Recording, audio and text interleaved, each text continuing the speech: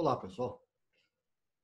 Nessa aula a gente vai falar sobre as ideologias do século XIX, as ideias sociais e políticas que ocorrem no século XIX.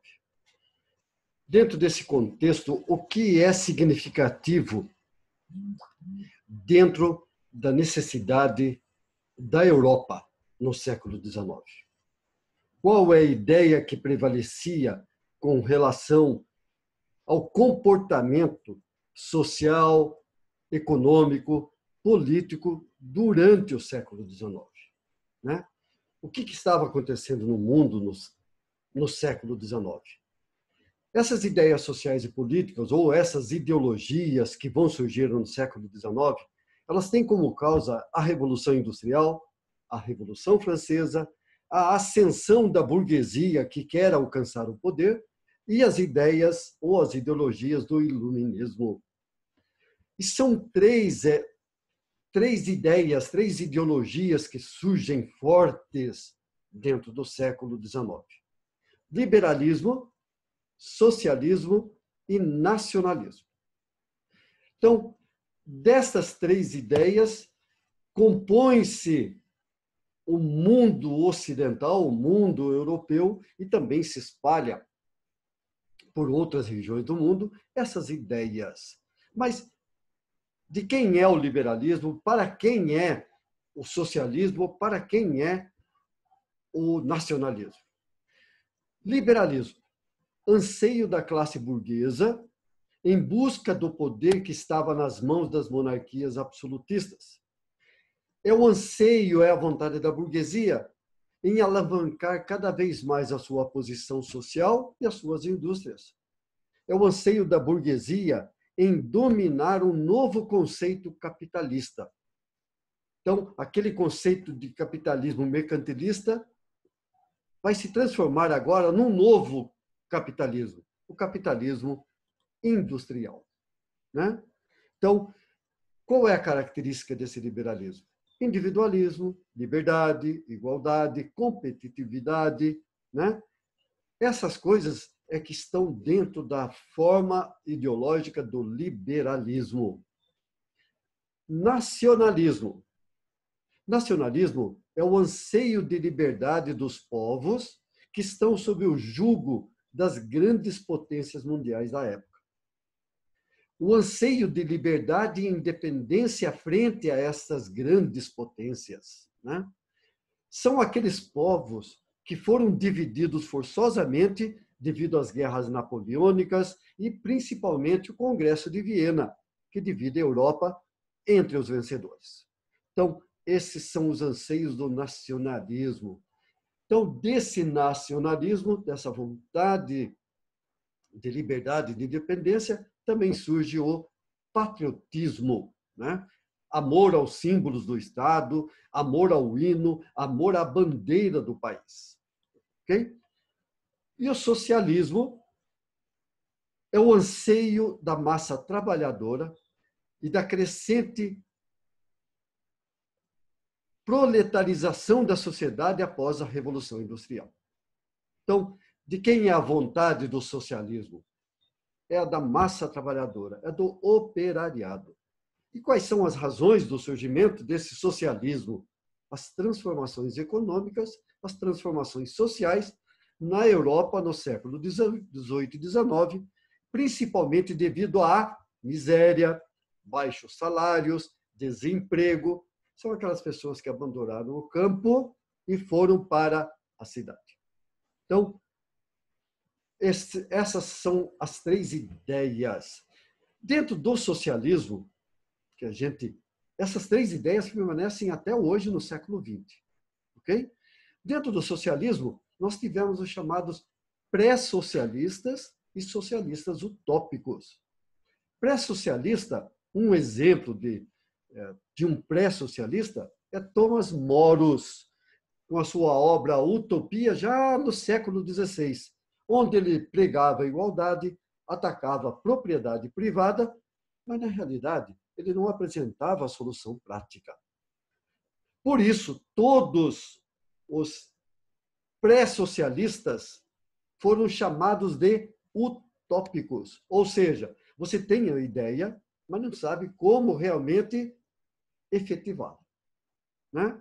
Então, os socialistas utópicos vão surgir principalmente depois do século XVII, através, um exemplo, de Robert Owen, um inglês, que chegou a criar comunidades socialistas na Escócia e também nos Estados Unidos. Então, os socialistas, ou pré-socialistas, foram chamados de utópicos, mas também de românticos. E esses românticos já são os socialistas do século XVIII para o século XIX. Figuras ou socialistas utópicos ou românticos, Saint-Simon, Louis Blanc e Proudhon. Esses três foram os chamados utópicos ou românticos, com aquela ideia assim: eu quero fazer o socialismo, acho bonito, mas eu não sei os meios. Então, somente quando veio o socialismo de Karl Marx, no século XIX, o socialismo de Engels, é que realmente o socialismo vai ser chamado de socialismo, na plena palavra, ou socialismo científico, ou marxismo. De onde nasce isso? De duas pessoas, Karl Marx e Engels, principalmente no livro O Capital e o Manifesto Comunista. Mas qual é a ideia agora do socialismo científico em relação ao socialismo utópico? A ideia agora é que a igualdade somente seria alcançada se o proletariado vencesse a burguesia, impondo a ditadura do proletariado. O Estado proletário se apossaria dos bens de produção, conduzindo a sociedade para a igualdade total. Então, esta é a ideia do novo socialismo, é a ideia que prevalece até os dias de hoje. Então, três ideias: liberalismo, nacionalismo, socialismo. Do socialismo, tem os utópicos e tem o científico, que é na figura de Karl Marx e Engels. Mas não foram apenas essas ideias, essas foram as maiores e mais importantes ideias, mas houve outras ideias no século XIX, outras ideologias, igual o anarquismo, do francês Proudhon. E ele perguntava, né, uma das coisas que ele mesmo questionava é: o que é propriedade, né? O que é propriedade? Porque para o anarquista, quem é a propriedade? Eu. Quem é o Estado? Eu. Então, para o anarquista, o Estado sou eu. Além de Proudhon, também teve os russos Bakunin e Kropotkin, que são os anarquistas, Proudhon, Bakunin, Kropotkin, os mais importantes anarquistas, onde eles negavam toda forma de poder, toda forma de Estado, toda forma de propriedade, e havia o ditado, então: o Estado sou eu.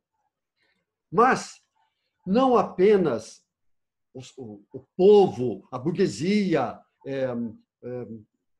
quem mais? O operariado é que deram ideias ideológicas. A igreja também entrou nas ideologias do século XIX através da doutrina social da igreja. O que é a doutrina social da igreja? É quando a Igreja Católica lança suas opiniões sobre as desigualdades sociais, expressando seu sentimento de caridade cristã, e condena a ganância capitalista e o materialismo socialista. Ou seja, para a doutrina social da igreja, não é bom nem o capitalismo, nem o socialismo. Principais ideias dessa doutrina social da igreja é a carta, a encíclica Rerum Novarum, do Papa Leão XIII, 40º ano do Papa Pio XI e Mater et Magistra do Papa João XXIII. Essas são as ideias, então, do século XIX, que surgem para mudar o contexto do mundo da época. Então, nós vamos colocar aqui, apenas para visualização de vocês, para a gente não ficar muitas vezes só na fala. Aqui está Karl Marx, né? no qual ele achava do socialismo. Essa é a figura do Bakunin, o chamado anarquista. Esse também é um anarquista. Proudhon também é um socialista anarquista, ou também chamado socialista utópico. Aqui também Saint-Simon, que é também um socialista utópico. Então, são essas pessoas que tentaram fazer algumas diferenças nas suas maneiras de pensar, principalmente devido à grande modificação que estava acontecendo dentro da Europa e o surgimento dessas ideologias baseadas devido às mudanças da Revolução Industrial, Revolução Francesa e Iluminismo. Ok, pessoal? Então, até a próxima aula, a gente se encontra.